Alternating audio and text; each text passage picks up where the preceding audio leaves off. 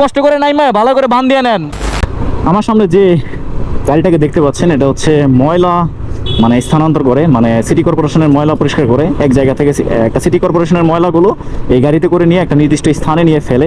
কিন্তু এটা সমস্যা হচ্ছে কি, এরা হয়তো তাদের অজান্তে এই গাড়িতে যে ময়লাটা নেওয়া হয়েছে মানে এই যে দেখতে পাচ্ছেন এখনই পড়ছে, এই যে আবারও পড়তেছে, ওই যে আবারও পড়তেছে, মানে ময়লাগুলা রাস্তায় যাওয়ার সময় অনেকক্ষণ যাবত দেখতেছি যে পড়ে যাইতেছে। মানে তারা পরিবেশের রক্ষার করতেছে ঠিক আছে, কিন্তু তাদের অজান্তেই পরিবেশটা আরো দূষিত হচ্ছে। মানে রাস্তাঘাটে এই ডাস্টবিনের ময়লাগুলো পড়াতে অতিরিক্ত দুর্গন্ধ ছড়াইতেছে, আর যেটা কিনা আমার নাক পর্যন্ত এখনই আসতেছে। আমি হেলমেট পরে আছি, মানে বুঝতে পারতেছেন এটা কি পরিমাণ দুর্গন্ধ ছড়াইতেছে। এখন চেষ্টা করব তাদেরকে একটু বলার যে এটা একটু সুন্দর করে বেঁধে তারপরে যেন যায়, কারণ রাস্তার পরিবেশটা নষ্ট হতেছে। কারণ রাস্তা দিয়ে অ্যাম্বুলেন্স বা নানা রকম গাড়ি ঘোড়া চলাফেরা করে, তখন দেখতেও খারাপ লাগে, বা আবার নাকে একটা ব্যাড স্মেল আসলে সেটাও খারাপ লাগে আর কি। চলেন দেখি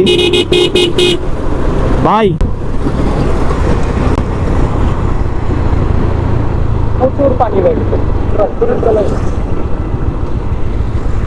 দেখি এখন বাইরে গাড়ি থামাইতে বললাম।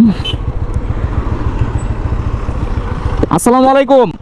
আপনাদের গাড়ির থেকে ময়লা পড়তেছে ভাই অনেক, একটু কষ্ট করে নাইমা ভালো করে বান দিয়ে নেন। রাস্তা পুরো ভরে গেছে, মানে অতিরিক্ত ময়লা পড়তেছে। সামনে যায় একটু বাইন্দা নিয়েন, বুঝছেন?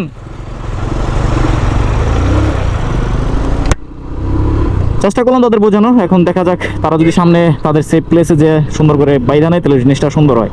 কারণ দেখতে পাচ্ছেন রাস্তাটা কত সুন্দর আছে, এই রাস্তাতে যদি এই ডাস্টবিন বা এই ডাস্টবিনের ময়লা পড়ে এই পরিবেশ সুন্দর করা দূরের কথা। দেখতে পাচ্ছেন এই কি খারাপটা দেখাচ্ছে। এই ডাস্টবিনগুলো যদি না থাকতো তখন আরো পরিবেশটা আরো সুন্দর লাগতো। এই হচ্ছে কথা। আজকের ভিডিও এই পর্যন্ত, পরবর্তী ভিডিও দেখার আমন্ত্রণ জানিয়ে আজকের ভিডিও এখানে শেষ করছি। সবাই ভালো থাকবেন, সুস্থ থাকবেন, আল্লাহ হাফেজ।